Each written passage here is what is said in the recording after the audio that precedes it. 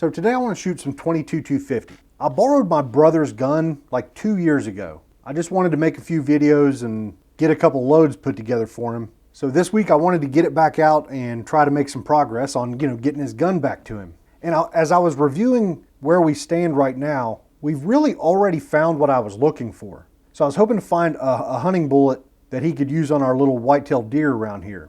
And the 55 grain Speer Gold Dot is definitely the way I want to go. There's not even a close second place. There's a 62 grain Gold Dot, but the 1 in 14 twist in this barrel wouldn't stabilize it. So I think the 55 grain Speer Gold Dot is the best choice. And in a recent video I did on Alliant Reloder TS 15.5, we had some pretty good performance. So the groups were good. Velocity was about 3,700 feet per second, which isn't too bad and should be a devastating load with the 55 grain Gold Dot. The other load I wanted to find was a varmint load. He doesn't really varmint hunt, I don't either, but it's a 22-250, so it would feel wrong not to have some varmint ammo loaded up. We've had pretty good success with the 50 grain Nosler Ballistic Tip varmint. Last time we shot this bullet, we shot some H380 at around 3,800 feet per second, and the groups were pretty good. So that's the load data for today. I want to load up 15 of each and just kind of go out and verify things, double check things, make sure we see the same performance again, and then I'm just going to load up 50 of each and give him back his gun. It's time to move on. It's time for me to get my own 22-250. So I've been doing the brass prep over the last few days, and this Norma brass has been, cleaned and polished. It's been annealed, it's been resized, it's been trimmed, it's been cleaned one more time to make sure all of the resizing lube is gone, and then I put the primers in. So this stuff is ready for powder and bullets. The primers are Federal GM210Ms. That's what we've been using all along. I've already got my Lee Deluxe Perfect powder measure set up to throw our 39.0 grain charge of H380. And for the Reloader 15.5, I'm going to use my RCBS Charge Master Light. Now I'm breaking one of my most important safety rules here of having two powders open on the bench at the same time. One main reason is H380 is such a peculiar powder. It's almost perfectly spherical.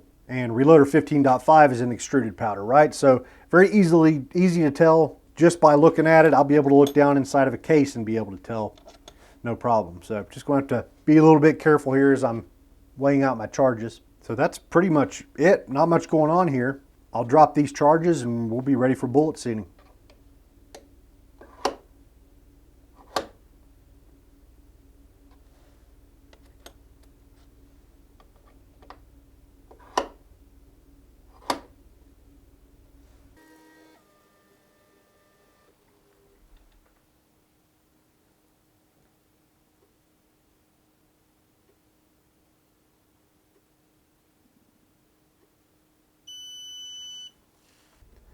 In the comments of the last video, somebody was asking about the Redding T7 turret press. So we'll use it today.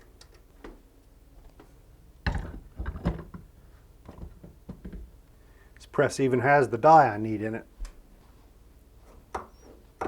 There we go. That's my Hornady seating die. Let's see which seating stem it's got. Yeah, this seating stem fits pretty wonky, especially the ballistic tip. Let me see what else I've got. This other stem I've got seems to be a little bit better. Yeah, let's give it a try. Neither of these are compressed loads, and these should seat pretty smoothly. I need to readjust this die. I think I was using it for 223 the last time. Screw it down until I touch it, and then back it off about a turn. Okay, so standard 2.350 inch overall length for both of these. I need to back this out a little bit more. Yeah, 2.350 for both of these. That way he can use his magazine and all that stuff. See where we're at right there. I've got the cartridge-based ogives 1.987. That's my target. Okay, 196 too long. Try to dial it in exactly.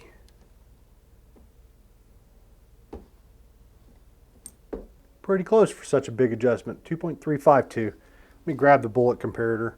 Okay, 1.987 is what I was looking for with the comparator. We're half a thousandth short. I'll take it.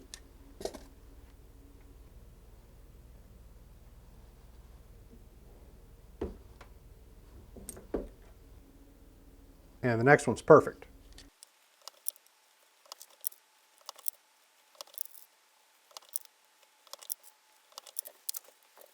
Okay, moving on to the Nosler Ballistic Tip.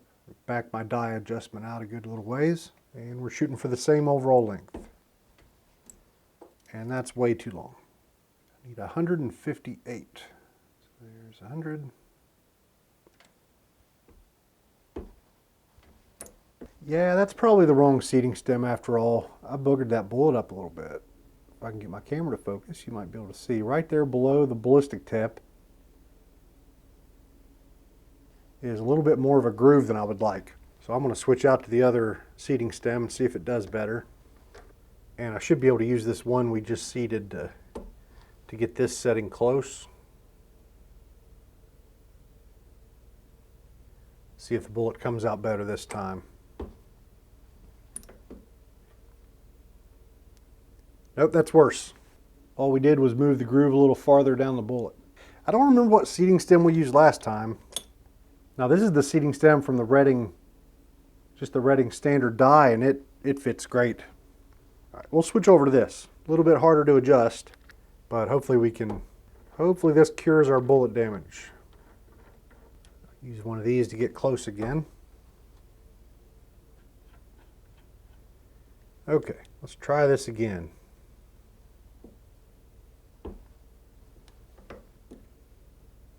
I got the tiniest little bit of a scuff mark, but it looks a whole lot better.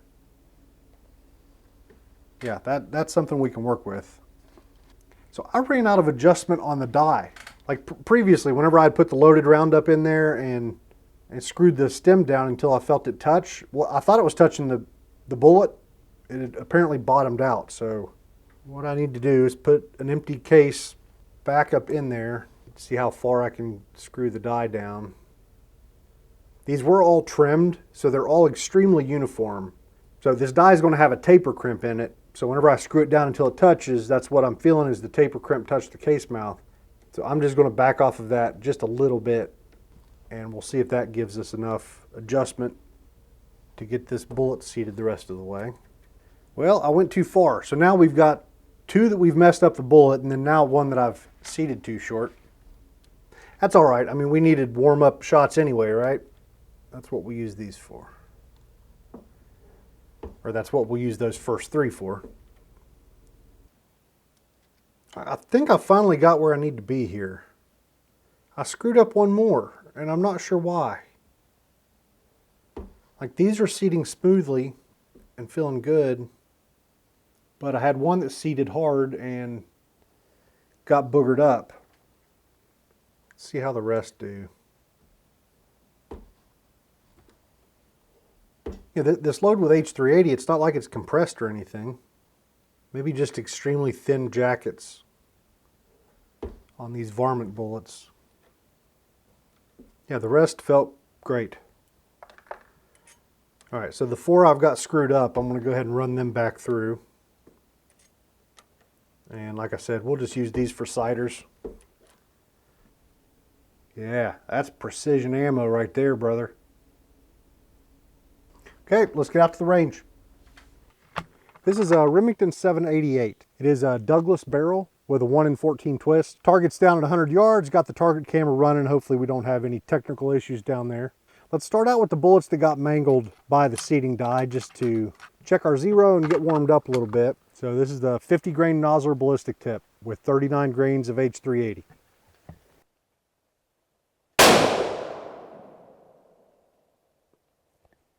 Press looks good. First velocity was 37.97, which is about 20 feet per second below our average from the last time.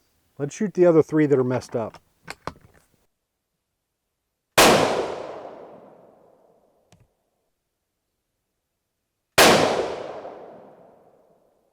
There's a hummingbird flying around at the target.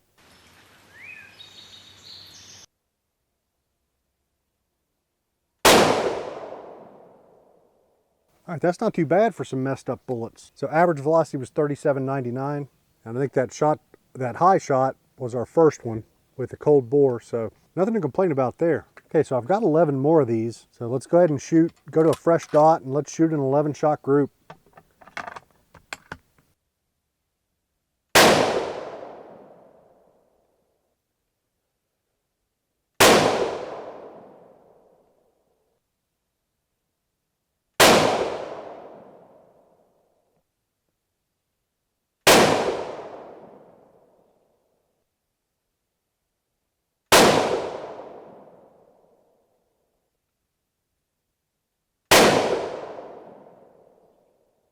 So I'm only going to shoot 2 more. It just dawned on me I need to swap the scope on this gun before I give it back, because this is a fixed 24 power bench rest scope I had laying around. It was the only other thing I had with a 1-inch tube that was high magnification. I need to put his hunting scope back on there that has a more reasonable magnification. So I want to keep a couple rounds of each load here so I can get that zeroed once I do that. So we'll shoot 2 more of these and then we'll move on to the Gold Dot.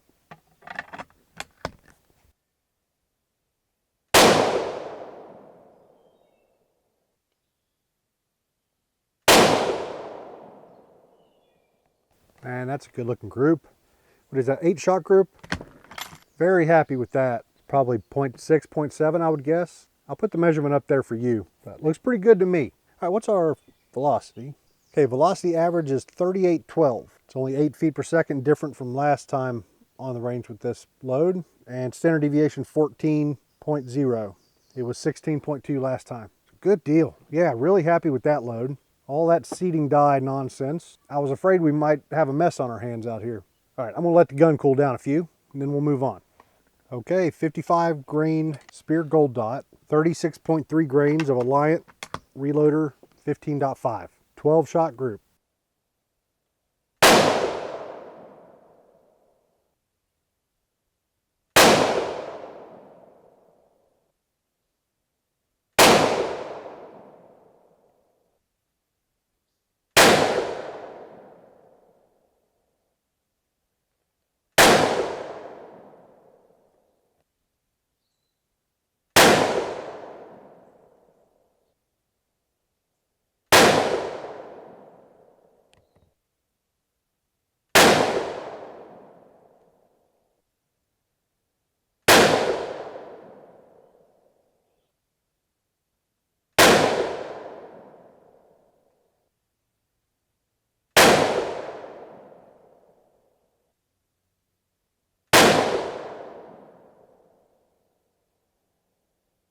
Okay, so I'm pretty happy with that. So the average velocity on that was 36.90, 3 feet per second different than it was last time. Standard deviation 12.7, it was 12.2 last time. The group was a little bit bigger than I was hoping for, 1.07 inches, but still pretty darn good. Like I went ahead and went and grabbed the target so I could measure them, and that ballistic tip group looks even better than I expected. So yeah, this is great stuff. If my brother wants his gun to shoot better than this, he can start reloading. This is plenty accurate for some, practical loads that he can use. So folks, I think that's it. Not much to talk about back at the bench, so we'll just end it right here. So this gun's going away, but like I mentioned, I want to build a 22-250 of my own. And I think I'm probably going to end up getting a pre-fit barrel for my Tikka, but don't really have any solid plans for that. Don't have anything on order, not sure how long it's going to be. So that's it. Thanks for joining me. See you guys next time.